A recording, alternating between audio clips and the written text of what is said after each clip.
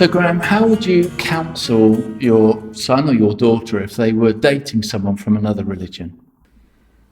Reflecting on my own life, because I have a son and a daughter, while they're travelling through the early years, primary, secondary years, then obviously you teach them what you believe is right for them.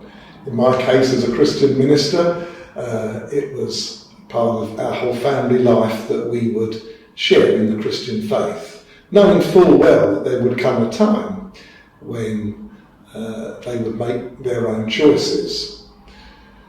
When, of course, your daughter or your son engages in a relationship with somebody else, and it's pretty clear that the Christian faith doesn't figure, then you have a task, and that is to recognise that you've brought them up in a way that you believe is right, but they will get to that point where they have to make the decision for themselves, and they will have to relate to somebody.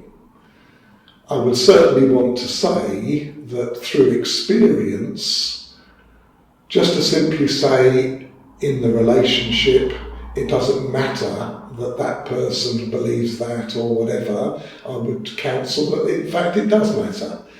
Because that which is central to your whole being will always, I had so many people when I was in ministry that the husband and wife found it difficult to relate at the level of faith, and it did affect their wider relationship. I'm not knocking it, I'm just simply saying something that matters to you a great deal but you don't find it easy to share is going to have a few difficulties.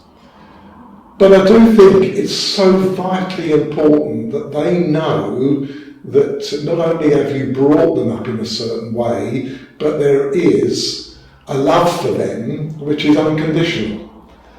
And there is a will to support them in what they do.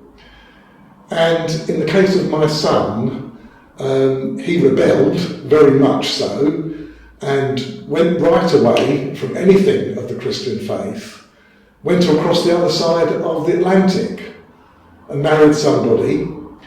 But after a while, as we kept loving and supporting and serving and encouraging, he would ring up and he would say, "You know, Dad, I'm going along to a church now."